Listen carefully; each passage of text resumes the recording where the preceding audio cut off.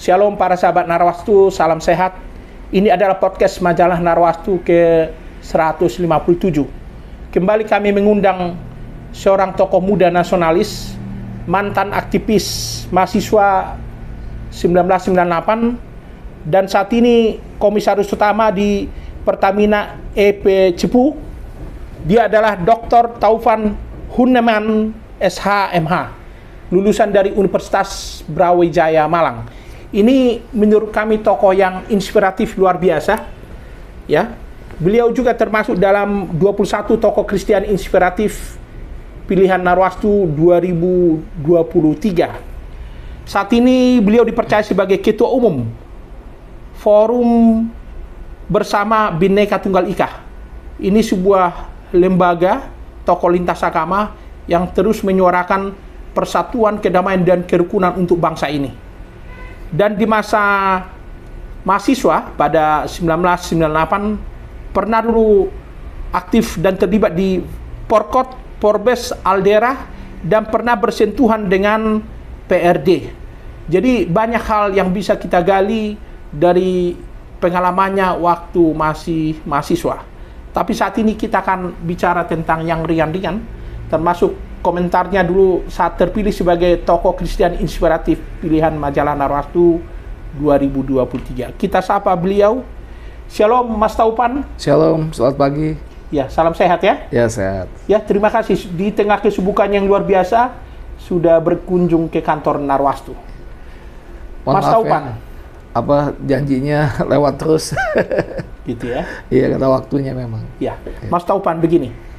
Akhir 2023 yang lalu, Mas Taufan termasuk sebagai tokoh muda yang masuk dalam 21 tokoh Kristen inspiratif pilihan Narwastu. Boleh tahu apa komentarnya? Yang pertama, bersyukur pada Tuhan bahwa dengan kisah yang dimuat di majalah Narwastu, saya berharap itu bisa menjadi kesaksian bagi banyak orang. Ya, bagaimana seorang anak yang berjuang sebagai anak muda ya, yang memperjuangkan demokrasi, memperjuangkan kebebasan, dan juga kemudian hidup dalam takut akan Tuhan, yaitu bisa beriringan ya, dan juga kemudian bisa menjadi satu satu spirit dan kesaksian biar orang juga bisa melihat bahwa ada banyak hal yang bisa dikerjakan oleh kita untuk kebaikan bangsa ini dan negara ini. Dan saya pikir disitulah saya tertarik ketika teman-teman Narwastu berdiskusi dengan saya terkait soal keterpilihan sebagai tokoh inspirasi. Dan semoga bukan sekedar paper ya di Narwastu, tapi benar-benar bisa jadi teladan. Itu aja dari saya. Iya, para sahabat Narwastu perlu juga kami sampaikan, ini Mas Taufan ini sering diundang oleh aktivis-aktivis muda gereja untuk berbicara atau berceramah tentang masalah kebangsaan dan kerukunan umat beragama. Jadi dia tidak pernah berhenti menggaungkan kedamaian, kerukunan, dan persatuan di tengah bangsa ini. Dan kami menyebut dia ini tokoh muda yang sangat Pancasilais. Berikutnya, Mas Taufan, kita sudah merdeka 79 tahun ya, Indonesia. Sebagai tokoh muda, seorang profesional yang juga aktif dalam upaya kerukunan dan sering menggaungkan nilai-nilai persatuan dan kebangsaan di tengah bangsa ini. Apa pendapatnya tentang HUT RI ke-79 Indonesia ini? Yang pertama bahwa kita memahami hari ini tentu kondisinya jauh lebih baik ya dari beberapa tahun yang lalu, dan pengertian setiap tahun tentu kita melakukan evaluasi. Setiap tahun bangsa ini berhenti di tanggal 17 Agustus untuk melihat makna dan refleksi dari kemerdekaan. Nah, tentu kondisi ini sangat jauh berbeda ketika ada di dalam satu zaman ya, baik itu di zaman penjajahan, kemudian awal kemerdekaan, dan juga zaman Orde Baru.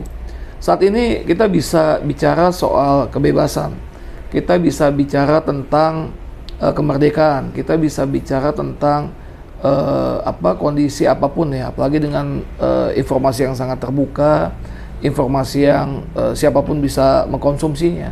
Tapi satu hal yang tidak boleh kita lupakan adalah bahwa kemerdekaan itu adalah pintu kita untuk kita menjaga bangsa ini. Jadi banyak orang bisa melupakan bahwa kemerdekaan ini sekedar seremonial saja setiap tahun, tapi lupa bahwa kemerdekaan ini adalah untuk menjaga bangsa ini. Nah, menjaga dari apa? Mungkin kondisi sekarang tidak kita samakan dengan kondisi kolonialisme zaman dulu ya. Tapi yang kita jaga yang pertama adalah keberlangsungan bangsa ini. Keberlangsungan bangsa ini menjadi penting. Yang pertama apa? Keberlangsungan bangsa ini. Yang pertama adalah memahami bahwa kita punya Pancasila, yaitu dasar negara Indonesia. Yang kedua, kita memahami bahwa ada semboyan Bhinneka Tunggal Ika.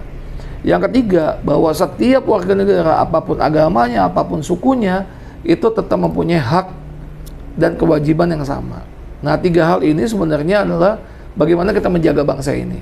Nah, kalau tiga hal ini setiap individu mempunyai perilaku Pancasilais yang berbhinneka tunggal ika dan memahami bahwa Indonesia adalah satu ruang hidup bersama, maka kita saling menjaganya.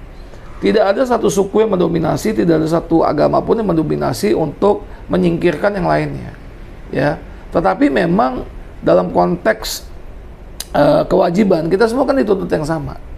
Nah, 79 tahun itu makna kemerdekaannya, artinya kita ini yuk sama-sama kita melihat Indonesia ini jauh lebih dewasa yuk. Persoalan-persoalan remeh-temeh udahlah kita lupain aja lah. Persoalan identitas kan sudah selesai harusnya. Persoalan sektor sukuisme sudah selesai. Persoalan-persoalan sektarian ya istilahnya itu udah selesai sebenarnya. Yang harus kita lihat adalah bagaimana menata bangsa ini dengan tiga prinsip yang utama. Bagaimana kita mewujudkan keadilan sosial. Kemudian bagaimana kita memake-sure-kan demokrasi itu benar-benar demokrasi yang berada pada dataran substansial. Nah, substansial itu apa? Ya, substansial itu artinya bahwa ada aspirasi dari golongan-golongan lain yang mungkin dengan konteks politik yang terbuka sekarang dia tidak bisa masuk. Nah, ini tetap harus diakomodir. Seperti kayak kerajaan-kerajaan ya. Dia harus ada dalam konteks di perwakilan di golongan pemuda, kemudian golongan Buddha, Hindu, Kristen, Muslim segala macam. Itu sebenarnya harus ada keterwakilannya di parlemen. Dalam konteks sekarang ini memang agak susah karena kan keterpilihannya gitu kan one man one vote ya. Jadi one man one vote. Tapi kalau kita memulai di 79 tahun ini mengevaluasi sistem politik kita, kalau saya melihatnya bahwa ini perlu ada hybrid ya. Hybridnya itu kita mengakui ada pemilihan umum secara langsung, tapi kita juga harus mengakui ada demokrasi yang dipimpin oleh hikmat kebijaksanaan. Demokrasi kerakyatan itulah, yaitu apa? Beberapa golongan-golongan ini dipilih bukan berdasarkan rakyat, tapi mewakili golongannya mereka untuk ada di parlemen. Sehingga kita bisa bicara soal bagaimana mengelola kerajaan yang ada di Nusantara, bagaimana kita mengelola suku-suku yang ada, bagaimana kita mengelola agama, itu semua harus ada di parlemen semua. Nah, sekarang kayak umat Kristiani ya. Umat Kristiani contohnya lebih spesifik ya. Keterwakilannya di parlemen lewat apa? Nggak ada partai politik di situ. Tidak ada representatif orang yang mengklaim dirinya saya wakil Kristen, nggak ada. Tapi kan aspirasi orang Kristen kan harus tahu. Nah, itu adanya di parlemen. Gitu. Jadi 79 tahun ini saya menawarkan untuk mengevaluasi sistem politik kita, khususnya sistem pemilihan. Jadi ada pemilihan, ada keterwakilan. Pemilihan tetap aja ya DPR silakan dipilih. Tapi perwakilan ini ya tetap ada. Bang Juntro ya, bangsa ini bisa merdeka, Bang. Selain ada rakyatnya, ada tentara ya, waktu itu laskar-laskar, juga ada kerelaan dari kerajaan-kerajaan Nusantara menyerahkan kedaulatannya. Gitu ya. Iya dong, Pak. Oke. Raja Solo, Raja Jogja, Cirebon, ya kan, Pontianak, itu kan raja-raja, Bang. Kemudian di Maluku, itu menyerahkan kedaulatan ke Republik. Nah, sekarang aspirasi mereka kemana? DPD juga keterpilihan, Bang, bukan keterwakilan. Nah, yang kita butuhkan selain keterpilihan, one man one vote adalah keterwakilkan. Ini tidak perlu dipilih, tapi diwakilkan.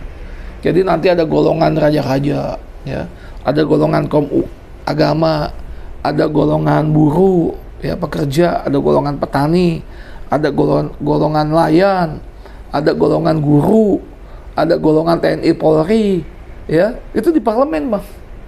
Ya, ya mungkin kita bisa sebut itu kamar 1 lah, ya, atau kamar 2. Kemudian DPR ini kamar 1 gitu loh. Dan mereka akan berbeda kebijakannya.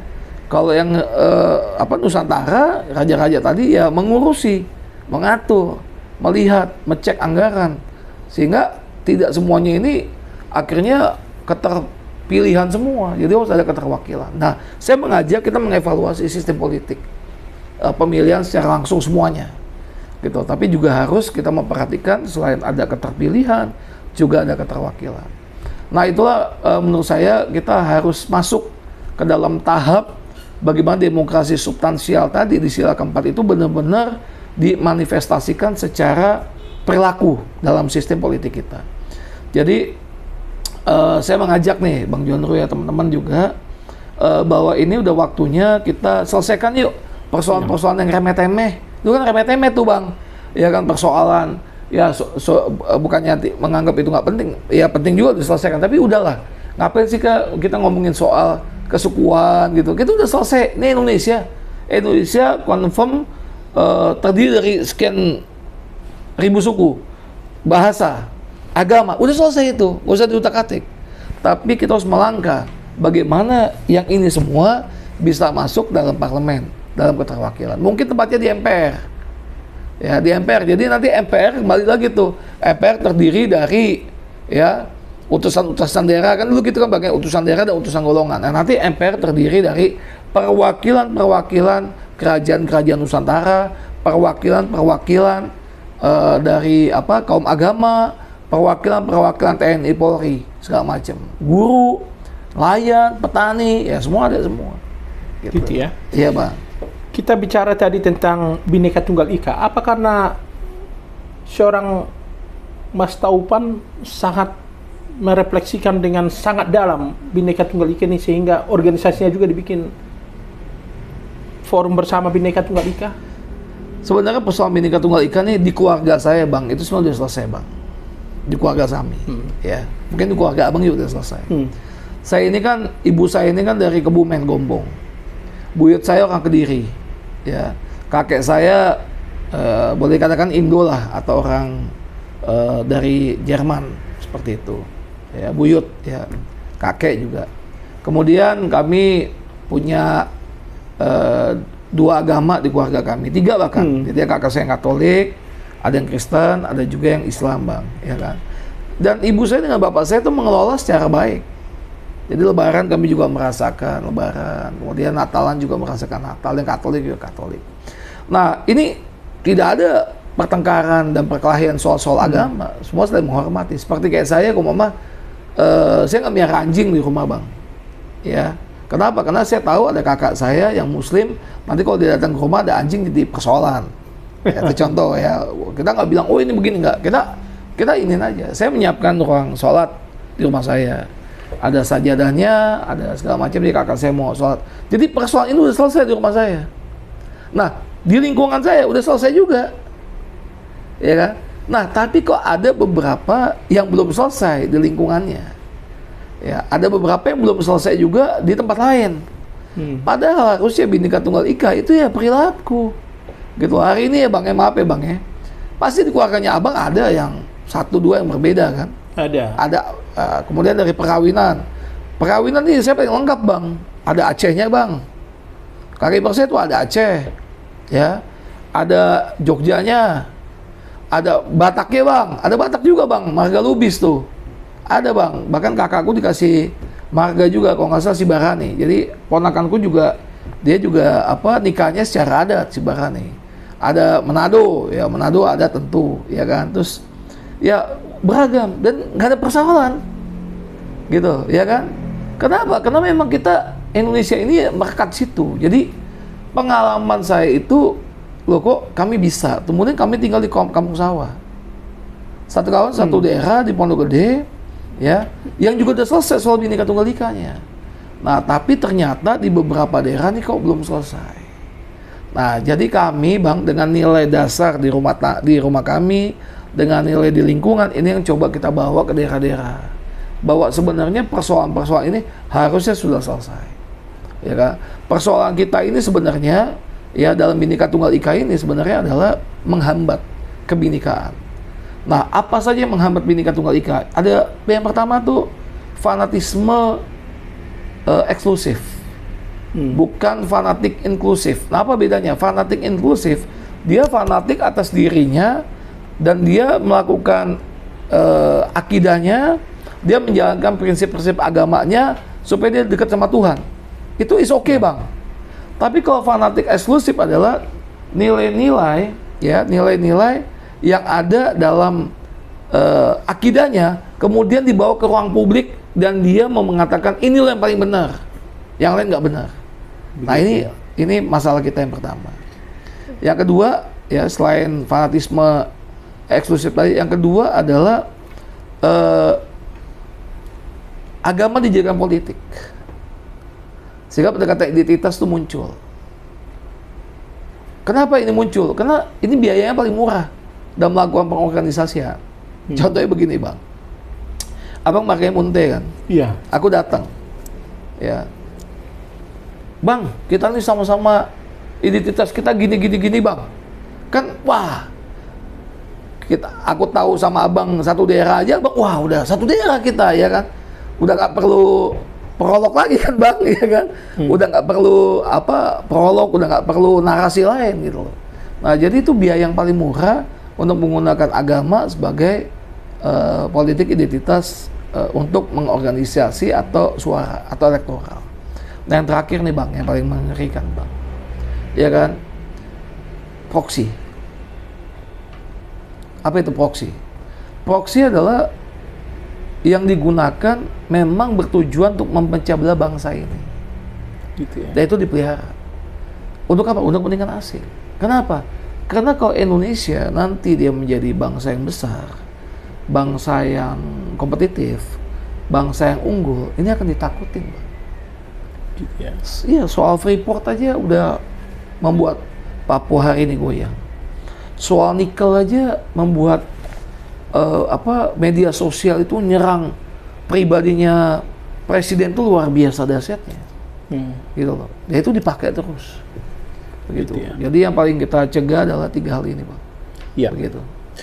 Mas Taupan, kalau kita bicara tentang peran pemuda di kemerdekaan RI ke-79 ini, Mas Taupan kan seorang tokoh muda yang sering menggaungkan nilai-nilai kebangsaan di tengah warga gereja, di tengah orang-orang muda lintas agama gitu. Yeah. Apa yang dilihat Mas Taupan tentang eksistensi pemuda Indonesia? Atau katakan kita persempit eksistensi pemuda Kristen saat ini dalam mensyukuri 79 tahun Indonesia merdeka ini?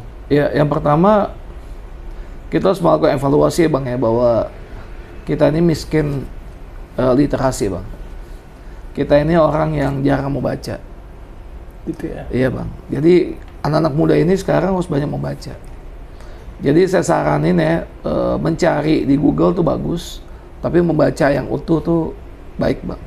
Saya membaca bawa buku nih, Bang. Bukannya promosi, Bang.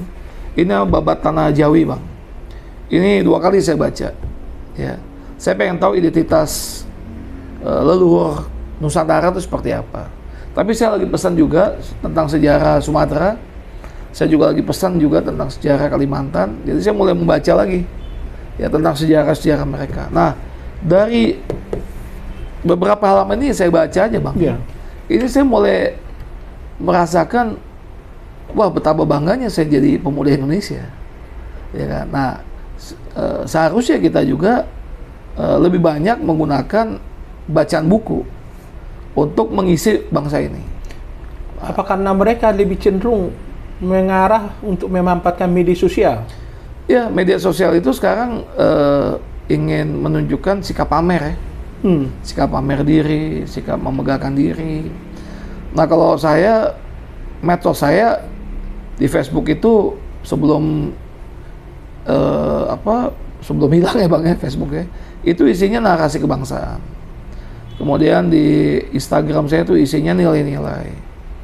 Ya, kebanyakan bunga anggrek, kemudian nilai-nilai. Kemudian juga tentang kenangan ya. Kenangan-kenangan. Jadi isinya lebih kepada mengedukasi orang saja. Ya, dan sebenarnya pemuda gereja ya di samping dia sibuk beribadah di gereja, tapi dia juga harus memahami bahwa ada nilai esensial dalam firman Tuhan yang bisa diimplikasikan, yaitu apa? Mengasihi. Iya. Mengasihi dan belas kasihan. Jadi dua hal ini, Bang. Ya, di seluruh saya baca di firman Tuhan itu yang pertama mengasihi. Mengasihi sesama. Dari sesama mengasihi bangsa. Karena bangsa itu adalah kumpulan sesama. Ya. Jadi kalau kita sudah bisa mengasihi sesama, pasti kita akan bisa mengasihi bangsa. Yang kedua, belas kasihan. Ya, bagaimana cara kita memandang orang di sekitar kita? Apakah dengan belas kasihan atau dengan diri kita yang jadi sentral? Atau memang belas kasihan itu yang kita tunjukkan kepada orang? Jadi kalau mindsetnya kita punya mindset belas kasihan, maka mindsetnya itu mengampuni, mindsetnya memaafkan, mindsetnya itu membantu, solidaritas, mindsetnya itu kita bergandengan tangan dengan orang lain. Jadi dua hal itu. Jadi anak-anak muda harus kembali, anak-anak khususnya yang Kristen harus kembali kepada jati diri, yaitu mengasihi bangsa ini dan juga mempunyai belas kasihan buat bangsa ini. Kalau kita udah punya belas kasihan buat bangsa ini, Bang, maka kita tidak korupsi, Bang. Saya cetak baju, ya, judulnya tuh korupsi adalah pengkhianatan atas negara. Gitu ya. Iya, Bang. Iya. Kalau kita punya belas kasihan buat bangsa ini kan kita nggak maling, Bang. Kita mengasihi bangsa ini dong. Kita penuh belas kasihan. Oh ya, uang ini kan bisa membantu orang miskin. Rumah ini kan bisa, uang ini kan bisa membantu orang lain. Iya. Ya kan. Kalau itu yang dilakukan, punya mindset belas kasihan, maka mindset itu menjadi benar. Iya. Begitu, Bang. Sebagai aktivis mahasiswa 1998, tentu seorang Taufan punya pemikiran, ide tentang bangsa ini ke depan. Boleh tahu apa pendapatnya kemarin tentang demo yang begitu masif, begitu marak di Gedung Senayan kemarin? Yang pertama kan demokrasi itu kan hak kebebasan mahasiswa, Bang ya. Mahasiswa, buruh silakan ya berdemo. Ya. Tapi satu hal, demonstrasi itu harus didasari dengan kesadaran realitas yang benar. Nah, kesadaran realitas ini adalah kesadaran objektif melihat persoalan. Ya. Selama itu objektif, maka demo-demo itu akan konstruktif. Ya. Tapi kalau kesadarannya dropping, ya, maka membawa agenda elit. Ya. Dropping itu artinya dia nggak punya kesadaran, kemudian tiba-tiba ada yang ngasih tahu, ada yang mengarahkan, ada yang mendorong sehingga terjadi demo. Nah, kalau yang kedua itu artinya bahwa mahasiswa itu sudah menjadi alat kepanjangan elit politik maupun elit global. Nah, ini bisa kita lihat tanda-tandanya. Kalau 98 dulu, kami ini ada kelompok studi, ada diskusi, ya, kemudian ada proses pematangan, ya. Kemudian kalau kita sudah matang dengan isu-isu, sudah kita melakukan jalan advokasi, kemudian kita menyurati DPR, MPR waktu itu, ya kan? Akhirnya kalau itu nggak bisa ditempuh, demonstrasilah jalan untuk menyuarakan itu. Jadi sangat beda dulu, mindset aktivis 98 dengan sekarang. Nah, kalau yang dulu kan begitu. Kayak contoh gini, Bang, saya dengan almarhum Munir ya. Saya dengan almarhum Munir nih, Bang. Dulu itu dengan almarhum Munir, itu saya diskusi soal undang-undang ketenaga kerjaan waktu itu, ya, sama almarhum Suyat tuh, aktivis yang diculik waktu itu. Kami diskusi waktu itu di LBH, diskusi matang, ya kan? Wah, ini nggak bisa lagi, yuk kita bawa ke DPR. Kita tertib waktu itu, datang ke DPR, kita hearing, kita bilang kalau undang-undang tenaga kerja tahun 97 waktu itu, kalau digunakan model outsourcing, apakah ini tidak kehilangan hak pekerjaannya? Ya kayak gitu-gitu lah. Sehingga kita cukup cerdas gitu loh, Bang, ya kan? Nah, kalau yang kesadarannya dropping, dia tuh miskin narasi. Demonya nggak ada orasi. Ya tiba-tiba datang hanya untuk merusak pagar, coret-coret, kata-kata kotor dan segala macam. Nah, saya tidak menghakimi ya, tidak mengatakan bahwa demonstrasi kemarin itu salah atau benar, tidak. Tapi yang saya ingin menyampaikan adalah demonstrasi yang akan lebih efektif itu kalau konstruktif. Ya, dia ada susunannya, ada konstruksinya, dia ada solusinya. Tapi kalau demonstrasi hanya untuk marah, ya kan, kemudian merusak pagar DPR, kemudian segala macam, ya itu nggak solutif. Abang tahu nggak bang, tahun 98 bang, ketika kami dudukin di DPR MPR, itu nggak ada tuh pagar yang kita rusak. Tertib ya? Ya tertib, konstruktif, diisi dengan narasi-narasi, ya kan, wah itu kan adu panggung lah istilahnya lah. Nanti muncul si A, saudara ini wah kasih orasi, wacana segala macam. Jadi mahasiswa ketika itu juga menikmati, ya. Abang bisa bayangin nggak di kampus nih bang? Kalau saya udah pegang toa tuh, itu orang banyak bang, pengen tahu narasi siapa soal ini, dan juga tercermin di kampus. Ya, abang bisa cek aja di kampus saya. Saya termasuk yang pintar, ya, yang pandai, ya. Di kelas itu perdebatannya menarik sama guru, sama dosen, menjadi menarik gitu loh. Jadi memang itu kenapa? Karena itu kesadaran dari realitas objektif. Nah, kita lihat sekarang kemarahan ini apa? Pertumbuhan ekonomi kita bagus, infrastruktur jalan, ya. Saya tercengang loh sama pernyataannya Direktur BCA kemarin. Ada 185.000 orang punya tabungan di atas 1 miliar. 185.000 kalau nggak salah. Ribu punya tabungan 1 miliar. Ya, artinya apa? Artinya bahwa orang sudah bisa menabung sekian banyak, bang. Ya. Kedua, ini 1 miliar aja kalau dijadikan deposito itu kan uang lagi tuh. Ya kan bisa dapat sekian bisa dapat berapa ribu atau sejuta gitu, ya kan. Nah itu kok artinya apa, orang kelas menengah ini udah mulai ada kesadaran saving di situ. Kedua, LRT bang, nikmatin kok orang. Saya besok mau ke Bandungnya pakai bus bang, hari Kamis, nikmatin kok orang segala macam infrastruktur jalan. Ya memang belum ada nggak harus semuanya sempurna gitu loh. Tapi kan 9 tahun ini kan sudah kelihatan bang. Begitu ya? Ya 9 tahun ini sudah kelihatan. Nah tinggal nanti dilanjutkan oleh Pak Prabowo. Dan saya lihat Pak Prabowo pun juga udah mulai concern ya. Saya tuh saya tuh berdosa bang sama Pak Prabowo ya. Ya saya tuh ke framing mungkin ya, menganggap bahwa Pak Prabowo ini. Sebentar saya potong. Dulu masa 98 Pak Prabowo dulu yang sering jadi bahan berita ya? Iya, nah makanya ini saya apa pendapatnya sebagai aktivis 98? Jadi ini di forum ini juga bang, ya. Nanti mungkin bisa, saya ini mau minta maaf secara pribadi kepada Pak Prabowo ya. Mungkin kami dulu di framing ya, seolah-olah Pak Prabowo itu jahat, ya Prabowo itu pribadi yang kejam segala macam. Itu framing memang, kami dapat tuh framing. Tapi ternyata saya berpikir-pikir begini, Pak Prabowo ini dia kehilangan keluarganya, dia nggak diakuin sama mertuanya. Lah, kalau dia menjadi bagian dari Orde Baru, harusnya kan dia diterima sama Orde Baru. Kok dia malah disingkirkan juga? Di mahasiswa, dia juga di framing. Saya berpikir tuh bang, ya kan, saya berpikir. Akhirnya kemudian saya bilang, wah ini nggak mungkin nih, ya kan. Dan begitu saya dalamin, ternyata memang Prabowo, yang pertama, ya ini soal Prabowo ya bang. Yang pertama, tadi saya udah minta maaf, ya karena saya di framing, ya. Yang pertama adalah saya melihat bahwa Pak Prabowo ini justru seorang patriotik, seorang nasionalis, dia cinta bangsanya, dia nggak mau bangsa ini hancur.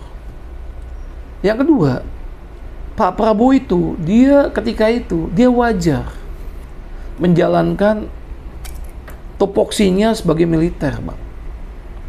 Bukan soal penculikannya ya, bukan. Tapi dia menjaga ini, bang, menjaga negara ini. Sebagai contoh begini, bang, ya. Ini sebagai contoh, bang. Iya.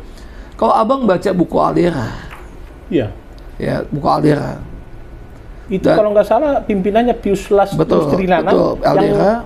dulu pernah jadi anggota DPR RI Partai Gerindra. Betul. Kalau abang baca buku Aldera sama kesaksiannya Agus Jabo, ya. Di Aldera itu ada squad yang bikin bom. Squad bikin bom, Bang. Di buku itu ada. Seperti teroris juga. Ya, tapi tahapannya masih awal nih, Bang. Agus Jabo juga bikin. Ya. Yang ini saya masuk kebetulan, Bang, di squadnya Aldera ini. Bukunya ada, saya lupa bawa. Ya. Masuk sebagai squad bom. Bom itu meledak, tapi asap saja diunas. Yang Agus Jabo dengan teman-teman ini yang di Tanah Tinggi, bomnya meledak, hancurin.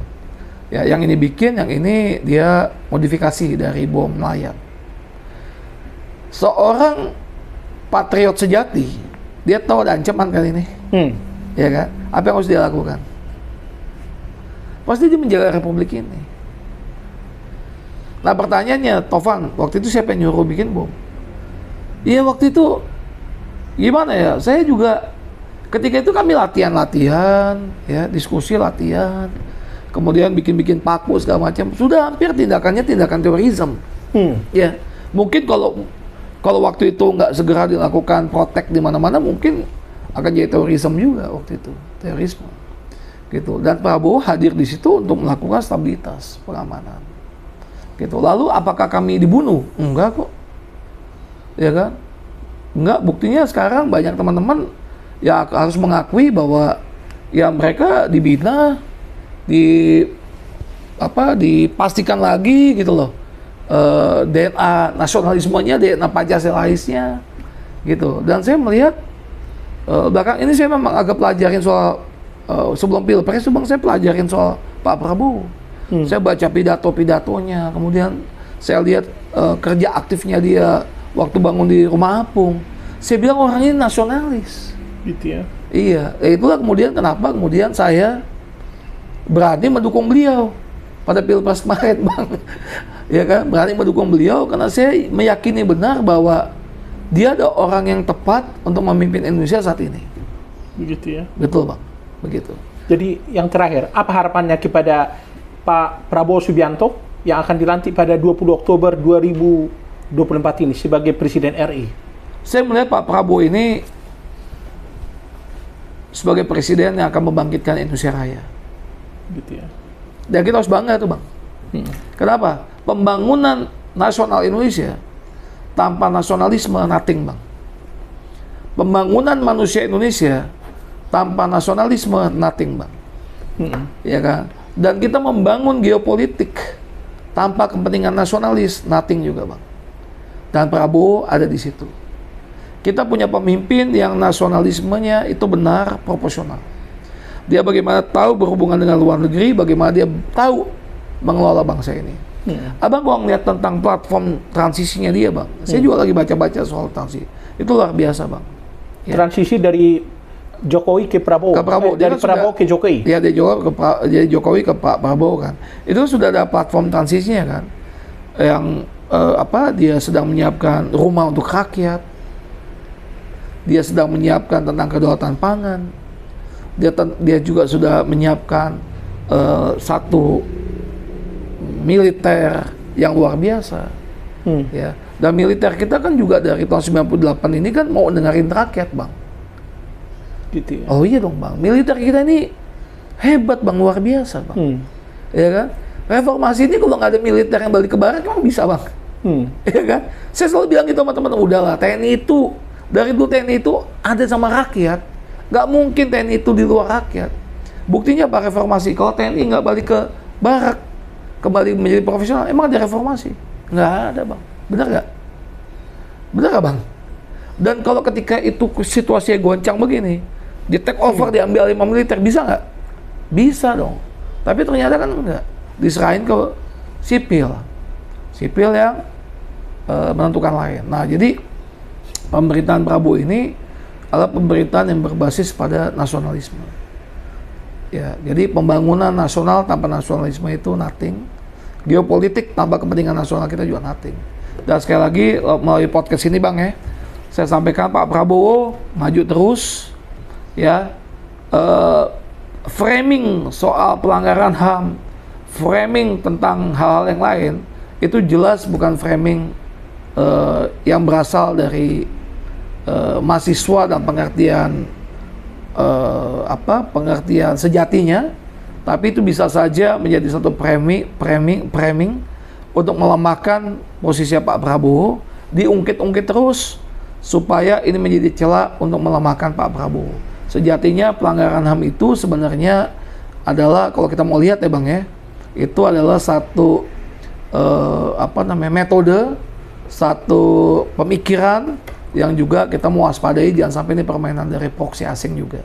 Gitu ya? Itu menurut saya Bang. Iya, jadi Pak Prabowo maju terus, kita mahasiswa, saya mantan aktivis 98, mungkin juga nanti teman-teman umat Kristiani Bang ya, kita sama-sama berdoa buat Prabowo supaya setelah 20 Oktober bisa bekerja maksimal dan bisa membangun keberlanjutan, juga membawa kepentingan bangsa yang lebih baik lagi. Okay. Itu dari saya Bang. Baik, para sahabat Narwastu, cukup menarik kita simak ya pemikiran, ungkapan perasaan dari seorang mantan aktivis 98 tentang pemuda, bangsa, dan harapannya kepada Presiden RI terpilih Prabowo Subianto. Ada yang bisa kita petik dari paparan yang disampaikan seorang Taufan Hunneman. Menarik kita simak. Refleksi bagi anak-anak muda, terutama yang saat ini akan menyambut pemerintahan yang baru. Pak Taufan, terima kasih sudah berkenan menyampaikan pemikiran-pemikiran sikapnya sebagai mantan aktivis 98. Para sahabat Narwastu, akhirnya kami undur diri. Shalom, salam sehat, salam kasih Narwastu, dan Tuhan memberkati Indonesia.